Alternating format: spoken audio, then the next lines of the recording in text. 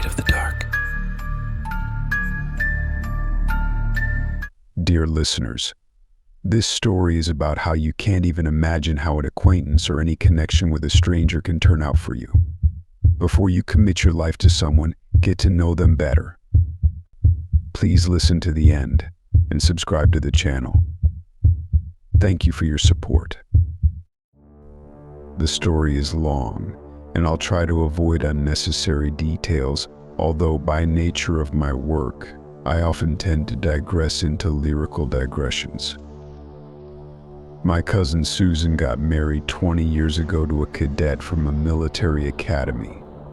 Consequently, she traveled with him to various garrisons for about 5 years before returning home. They lived at the time somewhere far in the north of America, in a town called Thorn.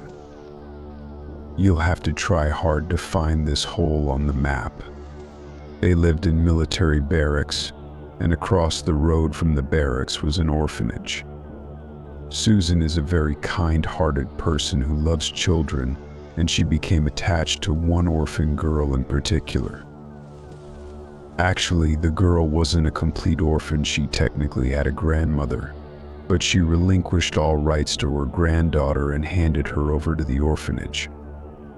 The girl's name was Nola, and she was 5 years old.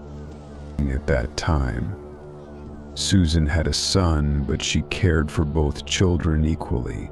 She arranged with the administration of the orphanage for the girl to live with her. They were even happy about it. The government provided compensation for orphans. And so, Nola was informally adopted, and the money for her continued to be deposited into the orphanage's account. Well, now I'm starting to digress, closer to the point. In short, Susan lived with her husband and children in Thorn for 5 years, and it was time to return home. Naturally, Nola went with them. Susan's husband had already begun the official adoption process for Nola. And it so happened that back in their hometown, during the final stage of the adoption paperwork, Nola was caught stealing from the already meager family treasury. At that time, military personnel didn't earn much. A scandal erupted with tears and screams, and the question arose of sending Nola back home. If a child steals from people who are willing to give her their last piece of bread, what will happen next? Susan cried a lot. She told her husband to forgive the girl just this once. After all, she was just a child. Stupid, really, but her husband firmly stated that he didn't want to take any risks, and he sent the girl back to Thorn. Susan later tearfully recounted how she stood on the train platform, and Nola cried out the window, "Mommy, forgive me." Susan was deeply upset. She cried for a long time. She couldn't forgive her husband. And then years passed.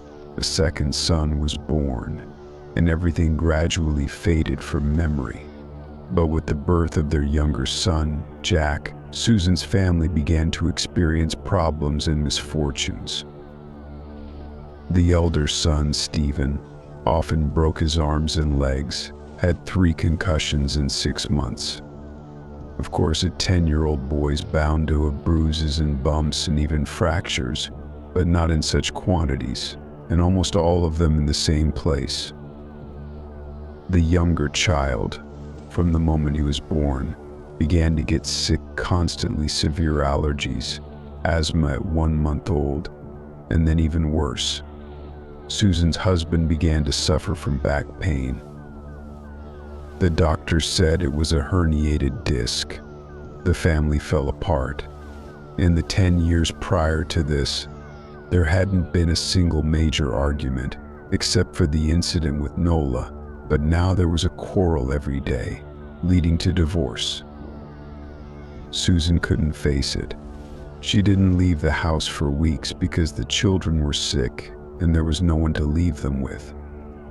At that time, Susan worked as a cashier in a store.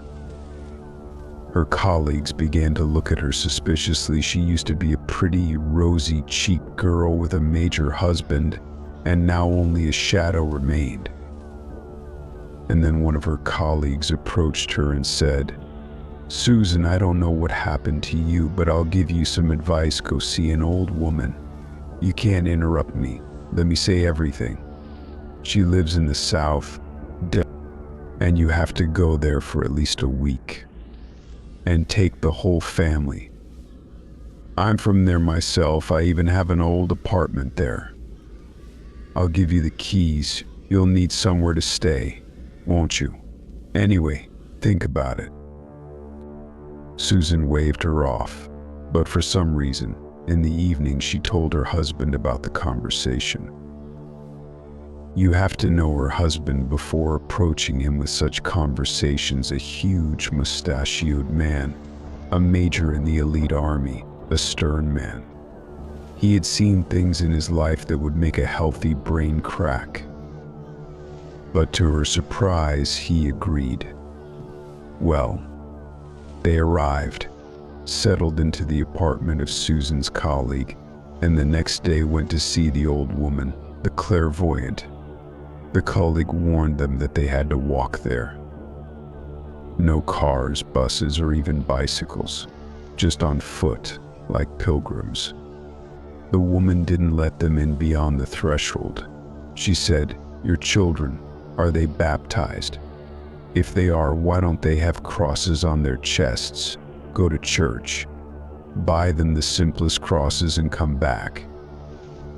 The church was in the same village nearby, so they went there and bought simple crosses on blessed cords for the children. They put them on and went back to the clairvoyant. The elder son walked by himself, and Susan carried the younger one in her arms. And 100 meters from the woman's house, the younger son suddenly started screaming at Susan, writhing and scratching his neck. Susan unbuttoned his collar, and where the cord from the cross touched the boy's skin, blisters appeared as if from burns. Susan's hair stood on end. Her husband paled, but tried to remain calm. He took the child from Susan and went into the clairvoyant's house. With each step, the child screamed louder, and his entire neck was covered in blisters. Susan even wanted to remove the cross, but her husband wouldn't allow it.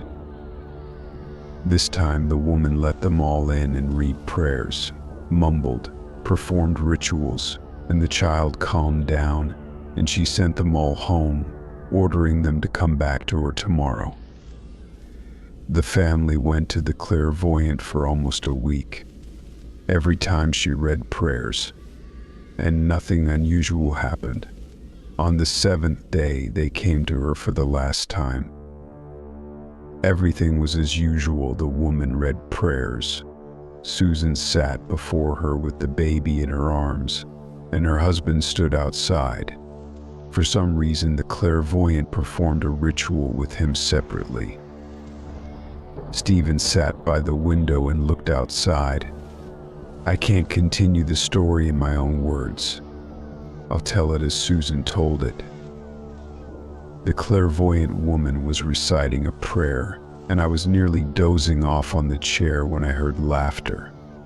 It sent shivers down my spine. It wasn't ordinary laughter.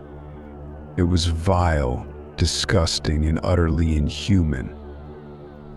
My drowsiness vanished instantly, replaced by goosebumps, and I started looking around until I realized it was my son Stephen laughing.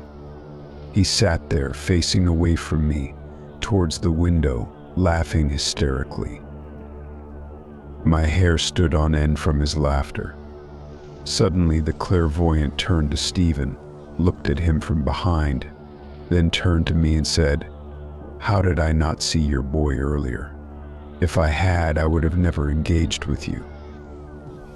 Then she approached Stephen, placed her hand on his head and asked, "What is your name?" Stephen turned around, and forgive me for the detail, but I literally made a puddle under me. It wasn't my son. His face was blue, his eyes rolled up under his forehead, only the whites visible, his mouth gaping, teeth bared, saliva dripping from them, and he was laughing. I screamed, and the woman shouted at me, "Out! Go away!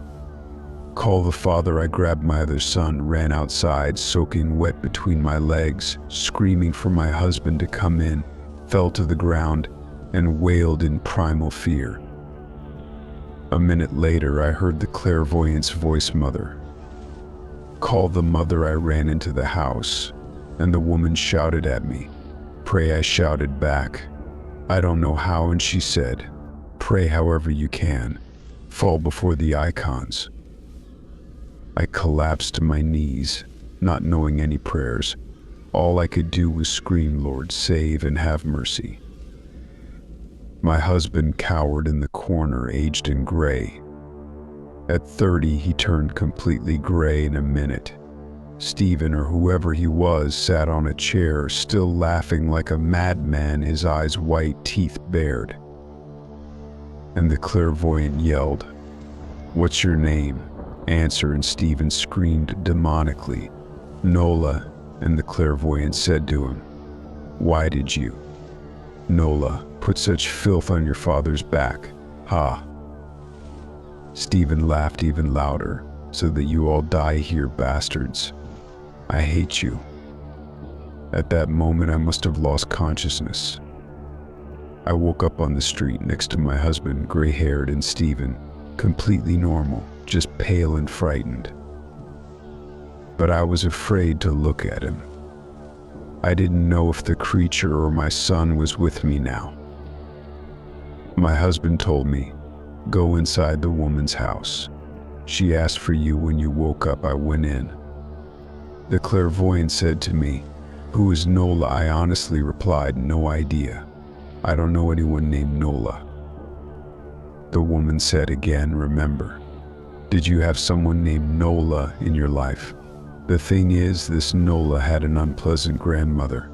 Oh, unpleasant. And then I remembered Nola. Nola from Thorn. I immediately told the clairvoyant that old story. And the woman scolded, "You fools. Didn't you check on the girl's background? Her grandmother was terrible." "Oh, terrible," I cried. "What should I do?" The woman paused for a moment, gestured with her lips, and said, "Send the father home tomorrow. Let him take the younger son. And you stay here with the older one. And come to me every day." The next day, my husband and the younger son left, and I stayed with Stephen. It's shameful to say, but I was terrified of my own son to the core. I was afraid to be alone with him in the room, but afraid to turn off the light at night. His inhuman laughter still echoed in my ears. Stephen himself didn't remember anything. He said he just sat there, looked out the window, and listened to the clairvoyant's mumbling. Everything was as usual.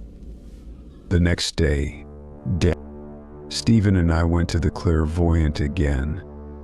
She made him sit on a chair by the window and started whispering something.